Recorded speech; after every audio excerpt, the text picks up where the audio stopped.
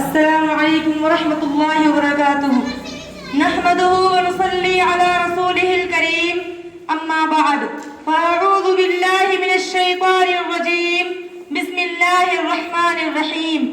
آج آپ حضرات کے سامنے مجھے جس موضوع پر لب کشائی کرنے کا موقع ملا ہے وہ ہے شان سیدنا صدیق اکبر رضی اللہ تعالی عنہ اور عشق رسول صلی اللہ علیہ وسلم. جانشین سید ابرار کی باتیں کرے, جانشین سید ابرار کی باتیں کرے, مصطفیٰ کے پہلے پہلے پیار کی باتیں کرے, جن کی نظروں میں ہمیشہ جلوے جانا رہا, جن کی نظروں میں ہمیشہ جلوے جانا رہا, عاشقوں کے قافلے سالار کی باتیں کرے. نام عبداللہ, کنیت ابو بکر, لقب صدیق. حضرت ابو بکر صدیق رضی اللہ تعالیٰ عنہ بنی نوع انسان کے ان چند خوش قسمت افراد میں سے تھے جنہیں اللہ کے رسول صلی اللہ علیہ وسلم سید الانبیاء والمرسلین والاولین والآخرین سے دین برحق سیکھنے کا موقع نصیب ہوا. بلکہ آپ ان 10 خوش قسمت افراد میں بھی شامل تھے جنہیں اللہ کے رسول صلی اللہ علیہ وسلم نے دنیا میں ہی جنت کی خوشخبری سنائی. امیر المسلمین ہیں آپ, امیر المؤمنین ہیں آپ, امیر المسلمین ہیں آپ, امیر المؤمنین ہیں آپ. نبی نے جنتی جن کو کہا صدیق اکبر ہے. حضرت ابو بکر صدیق رضی اللہ تعالی عنہ کی پوری زندگی عشق رسول کا مرقع نظر آتی ہے. ہجرت مدینہ کے اس یادگار سفر میں جس طرح صدیق اکبر نے رحمت للعالمین کی خدمت و پاسبانی کا فریضہ سر انجام دیا, یقیناً وہ تاریخ اسلام میں ایک ناقابل فراموش باب ہے. شب ہجرت بتا جو ہم سفر محبوب داور کا, شب ہجرت بتا جو ہم سفر محبوب داور کا, وہی وارث بنا سرکار کے محراب منبر کا. حضرت ابو بکر صدیق رضی اللہ تعالی عنہ کی عشق رسول کی سب سے روشن مثال غار غور کا وہ واقعہ ہے کہ جب آپ کے آرام و سکون کی خاطر صدیق اکبر اپنے پاؤں میں ایک سانپ سے رسواتے رہے اور اپنے محبوب کی نیند میں خلل نہ آنے دیا. یقیناً منبع خوف خدا صدیق اکبر ہے, یقیناً منبع خوف خدا صدیق اکبر ہے, حقیقی عاشق خیر الورا صدیق اکبر ہے. سامعین گرامین, ایک مرتبہ تمام صحابہ کرام رضوان اللہ علیہ مجمعین اللہ کے رسول کے سامنے اپنے اعمال و عبادات پیش کر رہے تھے کہ حضرت ابو بکر صدیق رضی اللہ تعالیٰ عنہ نے ارشاد فرمایا کہ اللہ کے رسول مجھے بھی 3 چیزیں بہت محبوب ہیں.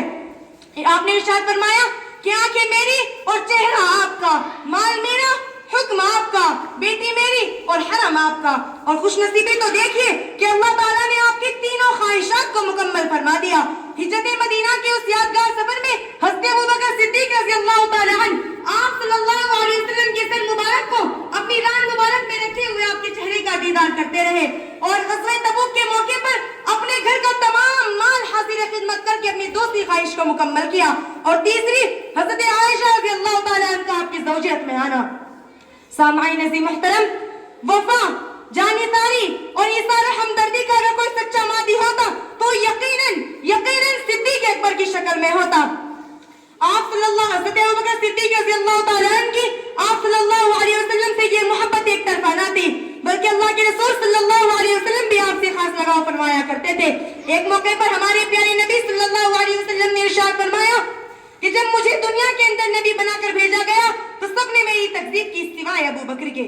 حضرت ابو بکر ہی وہ عظیم شخصیت ہے جن کے بارے میں قیامت کے دن جنت کے 8 دروازوں سے آوازیں آئیں گی اور یہی وہ عظیم شخصیت ہے جنہوں نے اللہ کے رسول صلی اللہ علیہ وسلم کی موجودگی میں آپ کے مصلی پر کھڑے ہو کر 17 نمازیں ادا کرائی.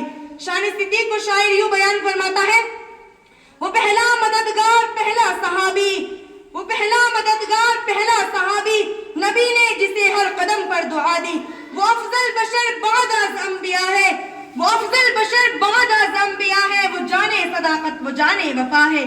فرشتے اسی کی اداؤں کے عاشق, فرشتے اسی کی اداؤں کے عاشق, اسی کی نمازوں دعاؤں کے عاشق, وہ نبیوں سے کمتر اماموں سے اعلیٰ, وہ نبیوں سے کمتر اماموں سے اعلیٰ, محمد سے ہر دم وفا کرنے والا. وہ صدیق اکبر جس کا لقب ہے وہ پہلا خلیفہ, وہ پہلا عرب ہے.